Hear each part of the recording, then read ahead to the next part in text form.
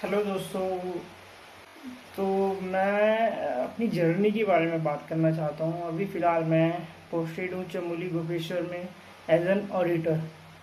सबसे पहले अगर मैं बात करूँ 2016 में मैंने अपनी ग्रेजुएशन पूरी करी थी। 16 में ग्रेजुएशन करने के बाद मेरे पास कोई ऑप्शन नहीं था कि करना क्या है। तो लास्ट ऑप्शन मेरे पास था कि मेरे को गवर्नमेंट एग्ज़ाम की तैयारी करनी है। अब गवर्नमेंट एग्ज़ाम में भी मेरे को ये नहीं पता था कि किस चीज़ की तैयारी करनी है, सेंटर की, स्टेट की। तो किसी ने बताया कि आरआरबी के फॉर्म आए हैं, तो मैंने वो फॉर्म भर लिया। अब उसका सिलेबस देखा तो उसमें मैथ रीजनिंग आती थी। तो मेरे को बहुत मज़ा आना है क्योंकि मुझे मैथ बहुत पसंद थी। तो मैंने बहुत अच्छे से प्रिपरेशन की 6 महीने, मतलब 6 महीने के 2 3 1 2 महीने मैंने बहुत अच्छे से मैथ रीजनिंग पढ़ी, बहुत प्रैक्टिस करी। तो मज़ा बहुत आया। बट एग्ज़ाम दिया तो रिज़ल्ट कुछ पॉजिटिव रहा नहीं। उसके बाद अभी नेक्स्ट ईयर फिर दोबारा से आरआरबी के एग्ज़ाम आया। तो मैंने फिर दोबारा से मतलब मेहनत करी, फिर दोबारा से दिया। बट आसपास फिर भी नहीं था क्योंकि वहाँ होता था स्पीड, और स्पीड मेरी इतनी थी नहीं क्योंकि बैकग्राउंड था मेरा अकाउंट्स 11th 12th में। तो एक साल मेरा इसी में निकल गया आरआरबी में। फिर इस 17 से अब मुझे समझ में आ चुका था कि ये तो हो नहीं पा रहा मेरे से। तो फिर मैं स्विच करा मैंने एसएससी की तरफ।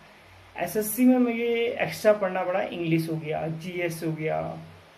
बाकी मैथ रीजनिंग थोड़ी बहुत मैंने पढ़ी थी, बट टिक्टोमेट्री वगैरह वहाँ भी पढ़नी पड़ी एक्स्ट्रा। तो मैंने वहाँ पढ़ी, ये चीज़ पढ़ा। तो वहाँ पे फिर मैंने एसएससी की कई एग्ज़ाम दिए, मतलब दर्जनों एग्ज़ाम दिए होंगे।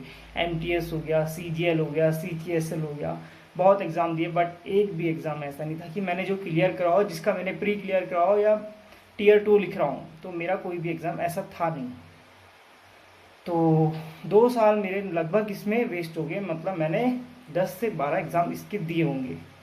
अब 18 तो ऐसे ही निकल गया फिर मेरा। अब मुझे समझ नहीं आ रहा था मैं करूं क्या, क्योंकि ऑलरेडी मैं बहुत डीमोटिवेट हो चुका था। तब उसके बाद मैंने स्विच किया स्टेट एग्ज़ाम। अब स्टेट एग्ज़ाम में मेरे को पढ़ना था एक्स्ट्रा उत्तराखंड। उत्तराखंड पढ़ना था, डीप पढ़ना था, उत्तराखंड की हिस्ट्री, ज्योग्राफी। तो ये चीज़ें मैंने सारी पढ़ी। लगभग एक साल मेरे को इसमें लगा और मैंने बहुत अच्छे से कवर कर लिया था। इस बीच में फिर मैंने 18 से 19 के बीच में मैंने बहुत एग्ज़ाम दिए। उत्तराखंड के फॉरेस्ट गार्ड हो गया, वीडियो वीपीडी हो गया, कनिष्ठ सहायक हो गया। कनिष्ठ सहायक के तो पूछो मत कितने एग्ज़ाम दिए होंगे मैंने। तो ऐसे करके मैंने यहाँ भी बहुत एग्ज़ाम दे दिए थे। 10 से 12 15 एग्ज़ाम मैंने दिए होंगे। बट इतना था कि मैं आस पास भी नहीं था कट ऑफ के। 70 कट ऑफ है तो मेरे नंबर आ रहे होंगे 60। इतना डिफरेंस चल रहा था। फिर भी मैंने हिम्मत नहीं आ रही, मैंने कहा कि करना है, क्योंकि मेरे पास कुछ ऑप्शन ही नहीं था। मैं करता गया, तो फिर मैंने आगे करा। तो ऐसे ऐसे करते 2019 आ गया। 2019 में उत्तराखंड में कोई वैकेंसी नहीं निकली।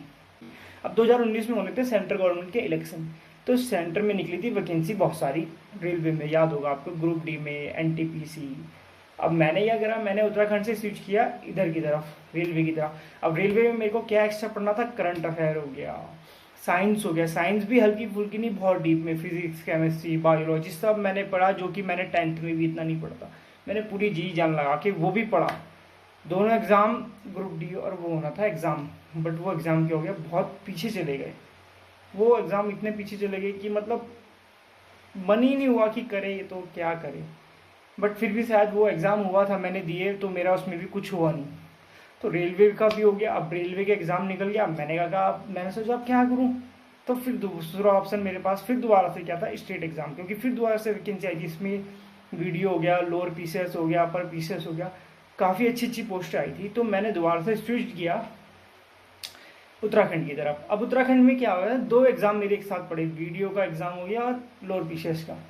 वीडियो के एग्ज़ाम में मेरा मात्र 1-2 नंबर से रह गया था। पहली बार मैं इतना पास आया था। लोअर पीसीएस का मेरा प्री हुआ क्लियर, बट मेंस में कुछ हुआ नहीं। तो फिर से मैंने मतलब 19 से 22 तक उत्तराखंड की बहुत तैयारी करी, बहुत एग्ज़ाम दिए। मतलब मैं कहूँ तो 30 से 40 से 30 15-20 एग्ज़ाम तो मैंने दिए ही होंगे। बट कुछ नहीं हुआ। इसके बाद क्या हुआ, अब मैं तो पूरी तरह से हार मान चुका था कि भाई नहीं होने वाला मेरे से जो भी होगा। फिर इतने में क्या हुआ, 22 में, 21 में, सॉरी 22 में वैकेंसी आती है उत्तराखंड में, असिस्टेंट अकाउंटेंट प्लस ऑडिटर। ये होती है 700 कुछ वैकेंसी होती है।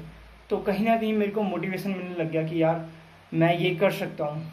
ये बट दिक्कत ये थी, इसमें अकाउंट्स का सिलेबस था मुझे, और अकाउंट्स छोड़े हुए मेरे को लगभग 6 साल हो चुके थे। 2016 में ग्रेजुएशन की थी और ये फॉर्म निकला था 2022 में, तो 6 साल का डिफरेंस था। फिर भी मैंने कहा यार कुछ ऑप्शन तो है नहीं, तो यही करता हूँ। तो मैंने फिर दोबारा जनवरी से अकाउंट्स पढ़ना स्टार्ट किया, और लगभग वो एग्ज़ाम जाके हुआ सितंबर में, 12 सितंबर उसकी डेट थी। इस बीच में मैंने मतलब पूरी जी जान लगा दी अकाउंट्स पढ़ने में। ये 11 12 ग्रेजुएशन सिलेबस उसका बहुत ज़्यादा था, बट मैंने अपनी तरफ से पूरा सिलेबस क्लियर किया। ठीक है, 12 सितंबर, उसके 3 महीने बाद उसका रिजल्ट आता है। रिजल्ट इतना बेकार आता है, रिजल्ट क्या, मुझे पेपर जब मैं दे के आया था तो मेरे को अंदाज़ा हो चुका था कि मेरा पेपर बहुत ही गंदा गया है। तो मेरे पहली बार इतना गंदा पेपर आया था कि मैं पासिंग मार्क्स नहीं ला पाता, मेरे 29 30 नंबर आते, 30 32 है। बहुत ज़्यादा डिप्रेस्ड हो चुका था कि यार क्या होगा, कैसे होगा।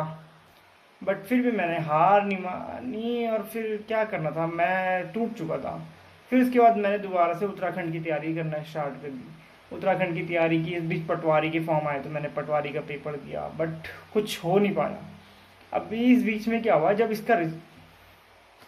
इसका रिजल्ट निकलता है असिस्टेंट अकाउंटेंट का, तो बच्चे क्या होते हैं उसमें पास ही नहीं हो पाते हैं जितने बच्चे उनको।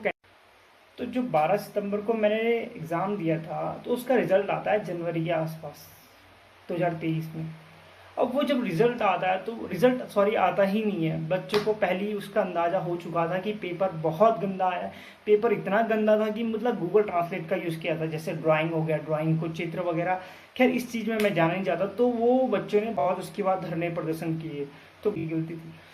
तो बच्चों की मेहनत रंग लाई, वो एग्ज़ाम कैंसिल हुआ, और वो कैंसिल होके उसको वो एग्ज़ाम जो है कैंसिल हुआ। उसके बाद ये दोबारा एग्ज़ाम, उसकी दोबारा से विज्ञप्ति निकली, मैंने दोबारा से फॉर्म भरा।